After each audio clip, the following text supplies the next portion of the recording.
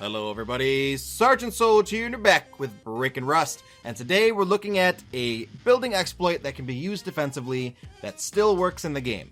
I know with the last update, a lot of the building exploits were either fixed, broken even more, or became new existent exploits, so I wanted to make sure that this was done correctly before putting the video out. I wanted to make sure it wasn't fixed, and I wanted to make sure that it didn't cause any more problems like some of the other exploits have.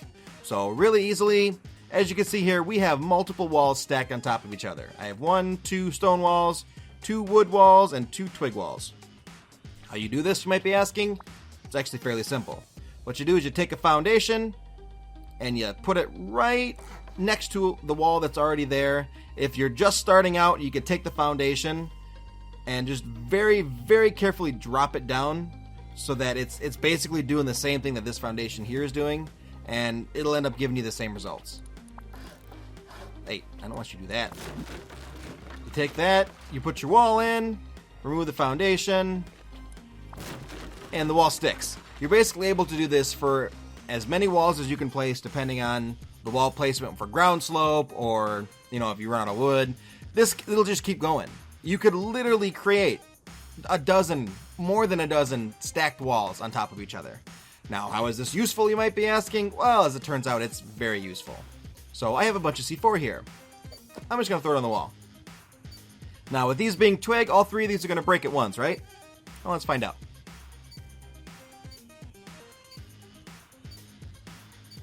And there we go. Oh, turns out the back walls didn't break. Well, let's toss a couple more on there. See what happens. Wish these kind of went off a little sooner. At least for video purposes. Alright, that didn't even break that one. Let's just remove that. Alright, now we have the hardened wood. Throw a C4 on there. I guarantee the same thing's going to happen. It's going to break the one of the C4, but not the one behind it. And of course, the stone isn't even damaged at all. Look at that. One thing that you also may notice is the wall on the outside has no stability almost, but the walls that are stacked on the inside, for some reason, have a ton of stability. There we go. So we're going to look at this stone one here because that's the next one in line. This apparently has 100 stability now, but watch what happens when you get rid of the wood wall. Any second. Drops to 19. It's really weird, but it does work. So now we're going to throw 2 C4 on there. And obviously this very first stone wall isn't going to change in stability because it's sitting on top of a foundation, but if we had a larger stack, then yes, it would. And there's our final wall. So another useful thing that you could do with this is you could defend windows. And there's a couple different things you can do. And for one, you could set a wall at the very bottom if you have a high foundation like this, so that you could peer over the wall and have it protect your body if you like to stand up and shoot out the window. Is this something that, you know, could be very useful? Yeah, maybe. But what if your windows are on the top floor? Well, it turns out as long as you have one on the bottom, you could build straight up this thing. And as long as it's touching a wall, well, I mean, that one might fall, but as long as it's touching a wall, hey, thank you, it's still going to stick there. Which comes to the next use, and if I peer on the back here, you could then use this to cover your head while you're shooting down, so that someone that's further out may or may not be able to kill you. And of course, you can upgrade it to stone, that's no issue whatsoever. Oop. But rotating will destroy the walls because it's attached to the back side, and if you rotate it to the front side, the wall's going to end up destroying itself for some reason. But I don't know why this one didn't destroy. That's really weird. Maybe it only happens some of the time.